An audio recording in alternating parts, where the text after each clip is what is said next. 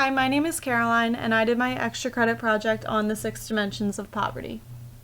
The first dimension of poverty that I will talk about is hunger. And the following information was found on thehungerproject.org.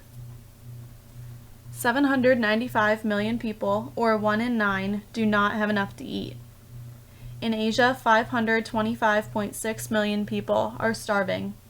In sub-Saharan Africa, 214 million people are starving. 60% of starving people are females. Every 10 seconds, a child dies from hunger. This is especially devastating because hunger doesn't have to be something that consumes you if you have the resources to overcome it.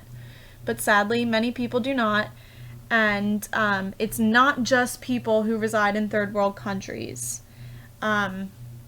It happens here in the United States. It happens everywhere, but especially in extremely rural and urban areas. And there's people, children and adults, who are passing away because of this. Approximately 896 million people live on less than $2 a day, leaving them barely enough to survive. Along with hunger comes lack of hydration, which more people than not who are living hungry day in and day out experience. 663 million people do not live with access to sanitary water. The second dimension of poverty is the psychological dimension. The constant stress of living in poverty literally changes the brain of a child. The hippocampus is meant to regulate emotions, but because so much stress comes with living in poverty, the hippocampus begins to degenerate and proves ineffective in helping the child cope with their everyday emotional stressors, such as witnessing violence, going without food and drink, and unreliable shelter.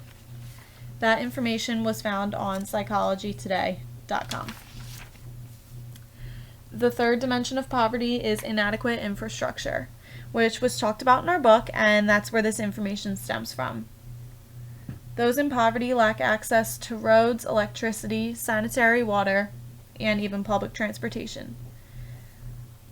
When you lack access to roads, you lack the ability to look for employment opportunities and get other necessary help, or just go about your life in a manner that you want to and have that freedom to do what you want when you want it.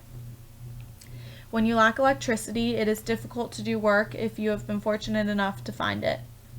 When you lack sanitary water, you are at an extremely high risk for developing deadly and otherwise life-altering diseases, which you wouldn't be able to afford treatment for if you're caught in that poverty cycle because you're most likely trying to get that food and drink to survive. When you lack transportation, you do not have the ability to expand your horizons for work or easily go to receive treatment if you do get sick. The fourth dimension of poverty is low levels of literacy.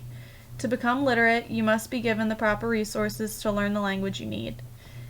In urban areas, schools often lack the necessary resources for students to get as much out of their education as they should. So we especially see this in urban schools because of the lack of funding there, and the lack of funding does translate to the type of education that these children in poverty are receiving. Opportunities for you to further your education are slimmer for those in poverty, but can be greatly helped by being awarded scholarships and things like that. The following information was found on languageandliteracyforall.org. The website states that 50% of first graders in poverty have a smaller vocabulary than their higher income peers, and this makes sense because over half of poverty-stricken families cannot afford books for their children to learn to read from. The fifth dimension of poverty are health problems. So when you get sick, your sickness leads to diagnosis, which leads to a treatment, which you probably are not able to afford all of the necessary treatment and medicine if you're living in poverty because you are just trying to get by and make it to the next day in some cases. So not being able to afford treatment and medicine and all of that leads to you getting sicker and sicker at a more rapid rate, which will most likely take at least you out of work, if not another family member. A lot of times we see that other family members have to stay back with that sick family member, and children end up going and helping their parents pay the bills from their part-time job. This information was taken from healthpovertyaction.org. Last but not least, inadequate income. So people in poverty are not receiving adequate income because many times they are unable to find a job that pays to survive. This leads to looking for work in unsafe conditions because of the desperate need to make money. All in all, poverty is a worldwide problem and it doesn't discriminate, and we need to fix it. Thank you for listening.